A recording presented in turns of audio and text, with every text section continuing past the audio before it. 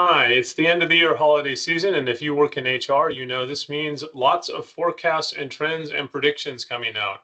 Literally thousands of forecasts are made. Most of them come out this time of year, December, January, although they come out throughout the entire year. But what the future of HR will be like, what's the next big thing? Where's the new trends? What do people think about? Literally thousands of these. As a matter of fact, there's so many of these different forecasts and trends that I used to compile a lot of them together and create something I called the wine bottle index, where I attempted to categorize and organize them based on whether they were really new things or just old wine in new bottles. I did that for a while, got bored of it. I still follow these trends. I still read them, and I also write a few myself as well.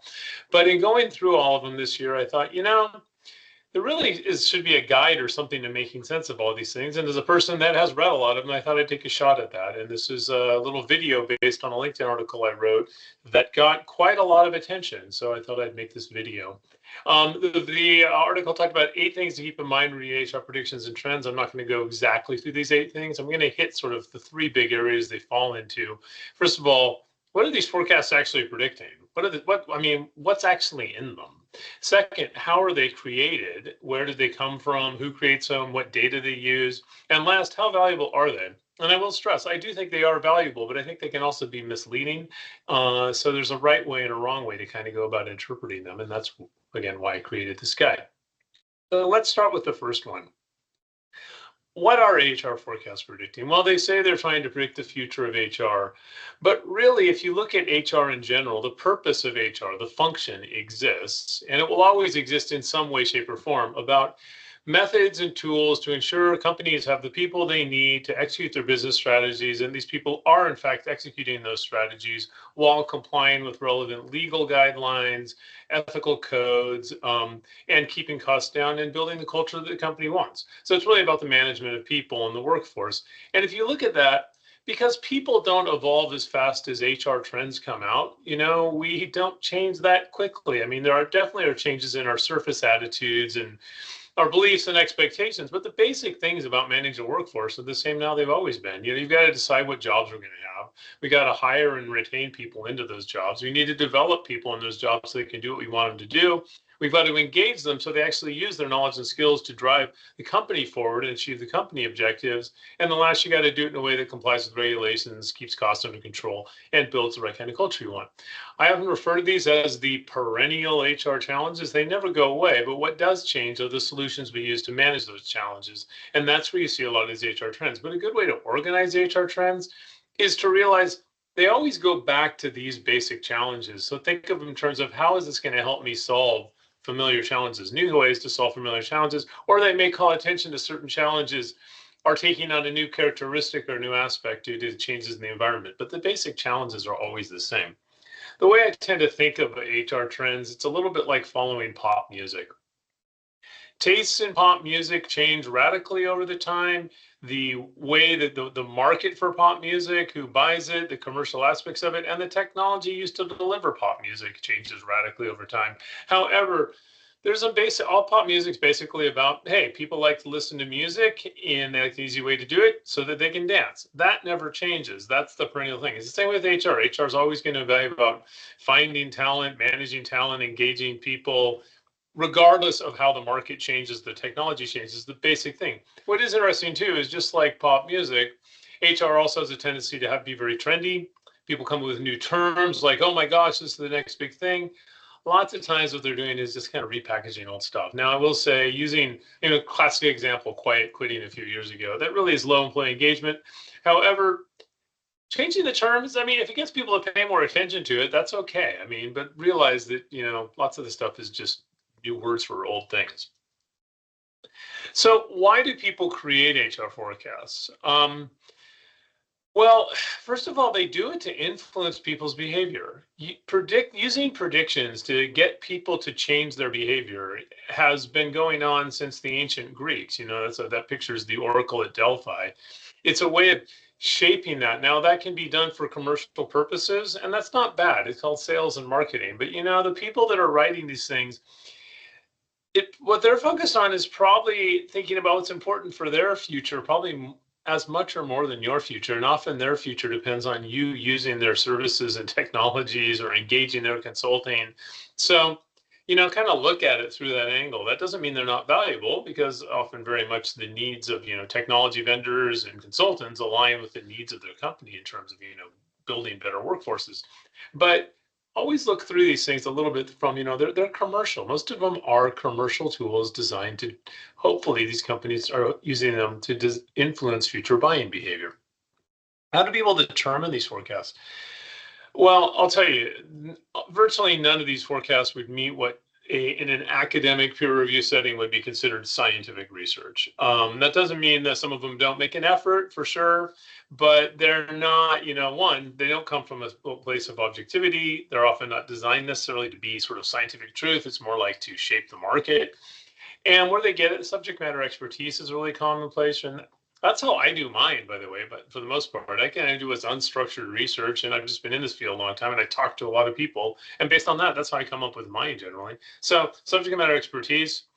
A lot of companies do panel and community surveys. The community surveys, like they survey their customer community. I like those better than panel surveys. Panel surveys, actually, if you didn't know about this, there's a whole industry that you can go, hey, I need 100 HR leaders to survey. And then you go contact a company, get me 100 HR leaders. And they say, here's 100 HR leaders. We'll survey them. They don't tell you who these leaders are. You pay for them. And I've always wondered, who the heck are these people in these panel surveys? I don't know any HR leaders that have time to sit around and take surveys for some panel organization. So I've always been a little skeptical. Again, you can learn things from them, but whenever you see panel survey, immediately go, oh, random anonymous sample that you paid for.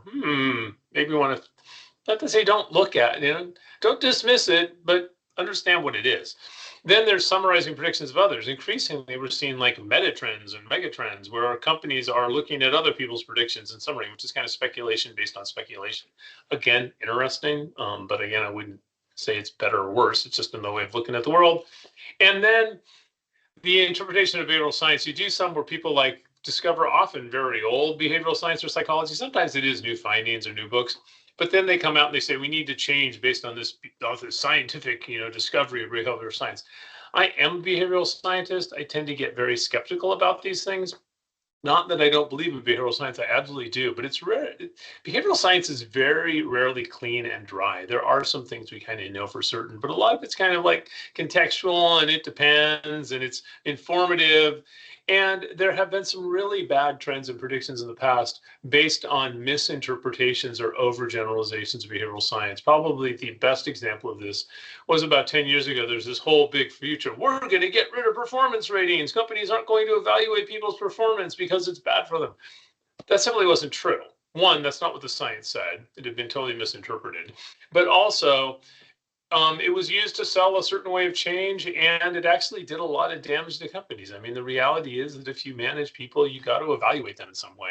The issue was people weren't doing a good job or performance rating, but this idea that you could that science shows we shouldn't evaluate people was ridiculous and wrong. So, behavioral science ones, whenever you see science shows, try to find a behavioral scientist who's objective to ask them, does science really show this?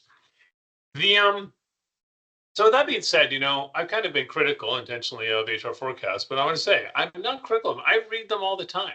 I write them myself. I get a lot of ideas and information from them. So, when you look at them, they are valuable, but sort of as Ferris Bueller says, life moves fast. If you don't look around every so often, you might miss it. These help you look around. But a couple of things to realize. First of all, when the ones predict like there's going to be massive change, it is very, very difficult to predict when there's going to truly large-scale transformational change, because two things have to happen to have large-scale transformational change in work, barring like economic collapse. But assuming the economy is going along at a relatively normal level, and we're not having economic collapse or some other massive social disaster, there's two things that have to drive change. One, there has to be a compelling event that these companies realize, and we have to manage workforce differently in the future than we did in the past. And there has to be technology enabling companies to change what they're doing. The best recent example of this was the move to hybrid work. We had technology around enabling hybrid work for a long time. A lot of people had predicted at various times we're going to move to more hybrid work. It never really happened until COVID was a triggering event, and suddenly companies fully utilized that technology. Now, what does happen sometimes is there'll be a technology that's so transformative that every company starts adopting it because they see the immediate use of it. And pretty soon, if you don't adopt as a company, it's like you got to keep up with the other companies. Generative AI falls into that category, but those are very rare. Most technologies, you have innovative breakthroughs, but they take a while to play out unless there's some triggering event that something makes the technology super, super relevant.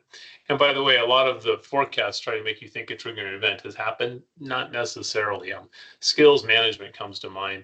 Skills management technology, really, really cool, does great things. Is there some compelling reason for companies to abandon how they've managed workforces in the past and go to a total skills-based thing? Not compelling enough for them to do it. Maybe that'll happen in the future, but it hasn't happened yet. So tips for making use of these predictions. One, I always say before reading them, list the issues currently facing your company. Go into this with understanding what's important to you before you have all these other people telling you what they think you should think is important.